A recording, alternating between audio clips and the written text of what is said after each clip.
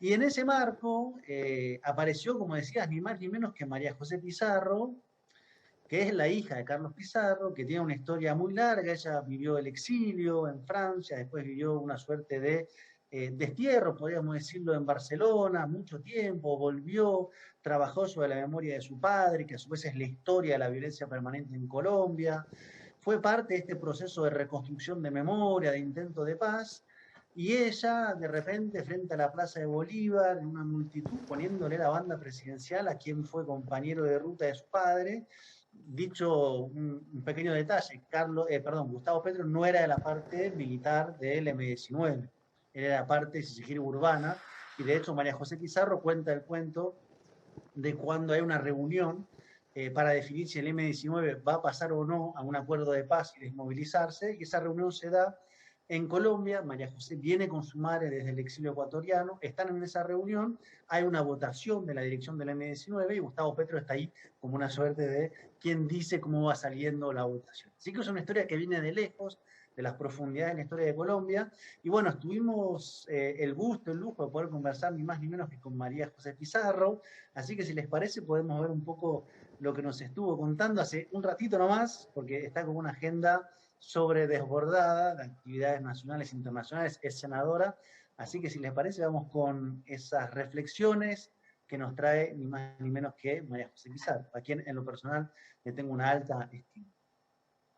Bueno, María José, muchas gracias por atendernos. Sabemos que tiene una agenda muy apretada, así que vamos a ser brevísimos. La primera pregunta, voy al grano yo. Durante la investidura de 7 de agosto, usted fue la que le puso la banda presidencial a Gustavo Petro. Para que lo entienda un poco nuestro público, que es muy amplio de toda Latinoamérica, la tradición es que lo haga el presidente del Senado, en este caso Roy Barreras. No obstante, el congresista la invitó a usted que lo haga y entendemos que fue sorpresa para todos. ¿Podría explicarle un poco a nuestra comunidad lo que sintió y todo lo simbólico de ese momento? Pues bueno, no, primero sentí una emoción inmensa, un reconocimiento pues muy fuerte a un trabajo. Bueno, María José, muchas gracias por atendernos. Sabemos que tiene una agenda muy apretada, así que vamos a ser brevísimos. La primera pregunta, voy al grano yo. Durante la investidura de 7 de agosto, usted fue la que le puso la banda presidencial a Gustavo Petro. Para que lo entienda un poco nuestro público, que es muy amplio de toda Latinoamérica, la tradición es que lo haga el presidente del Senado, en este caso Roy Barreras. No obstante, el congresista la invitó a usted que lo haga y entendemos que fue sorpresa para todos. ¿Podría explicarle un poco a nuestra comunidad lo que sintió y todo lo simbólico de ese momento? Pues bueno, no, primero sentí una emoción inmensa, un reconocimiento pues muy fuerte a un trabajo de memoria que he hecho durante más de 20 años reivindicando la figura de mi padre, de su lucha, su vida. Y el hecho de haberlo hecho pues es un reconocimiento inmenso. Yo podría decir que después de más bien de 32 años con un crimen en la impunidad total, el hecho de que, el hecho de que en ese momento se le haya hecho ese homenaje a él, pues tiene, no sé, la reparación, podríamos decir, la justicia social que uno siempre habría esperado, porque el caso no avanza, en fin, pero un poco para darles más bien el contexto que me parece importante, pues Carlos Pizarro León Gómez fue no solamente mi padre, sino el último comandante del movimiento 19 de abril. El movimiento 19 de abril fue un movimiento guerrillero que se desmovilizó en 1990, firmó el primer acuerdo de paz exitoso en Colombia y en América Latina. Después de la desmovilización del M-19 se desmovilizaron varias guerrillas, sobre todo en Centroamérica y en Colombia. Y el modelo, digamos, de esas desmovilizaciones fue definitivamente el modelo de desmovilización con el M-19. Mi padre firmó la paz el 9 de marzo de 1990 y 47 días después fue asesinado cuando tenía el 60% de intención de voto y era candidato a la presidencia por la Alianza Democrática M-19. Precisamente Gustavo Petro fue militante del movimiento 19 de abril y esto quiere decir que 32 años después del asesinato de mi padre, esta fuerza política que hoy ya no existe como fuerza política, que es, pues hoy estábamos en el pacto histórico, hace un tiempo en la Colombia humana, y en fin, ha habido, digamos, como un avanzar en estos 32 años en las fuerzas políticas, pero ese sector político con su ideología, con lo que representan, llega a la presidencia 32 años después. María José, preguntarte porque la dinámica va rápido, fue la asunción el domingo, las cámaras, la gran expectativa puesta en el nuevo gobierno del pacto histórico con Gustavo Petro, Francia Márquez, ya están avanzando en uno de los puntos principales, que es la reforma tributaria, que por lo que tenemos entendido es algo central en el proyecto del gobierno que está empezando a gobernar. Si nos puedes contar un poco de esa reforma tributaria, por qué es tan importante y en Bueno, a ver, te cuento. Sí, efectivamente es el proyecto de ley que ha priorizado el gobierno nacional como el más importante para arrancar los debates de este año. ¿Por qué? Pues hay obviamente toda una serie de proyectos que se han planteado, como la reforma rural integral, la reforma política, la creación de 2 ministerios, uno de ellos para trasladar la policía del Ministerio de Defensa a un nuevo ministerio, como sucede en gran parte de los países del mundo. Pero hay un paquete social que nos planteamos y le planteamos al país. Ese paquete social que incluye la reforma a la educación, la reforma a la salud, la reforma pensional y laboral, y un plan frontal contra el hambre, tienen que poder ser financiados en este país. Y para ello se requiere la reforma tributaria.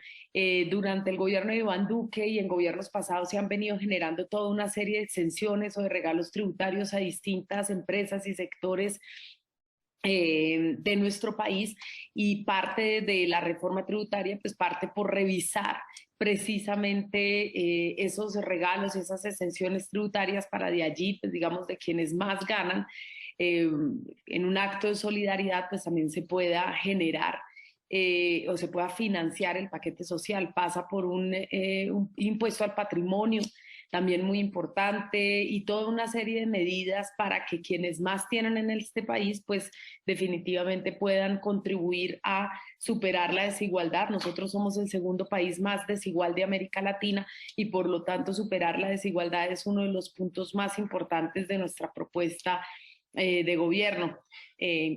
Hay impuestos a las bebidas azucaradas, a los alimentos ultraprocesados, a los plásticos de un solo uso, que por supuesto es una medida no siempre popular, pero sí importante, sobre todo quienes tenemos una visión de lucha contra el cambio climático, en un país además biodiverso, donde pues definitivamente el manejo de basuras supone una gran crisis en términos sanitarios para las comunidades que viven alrededor de los espacios donde se tiran las basuras sin que haya un mínimo pues de reciclaje más allá del que hacen las comunidades recicladoras.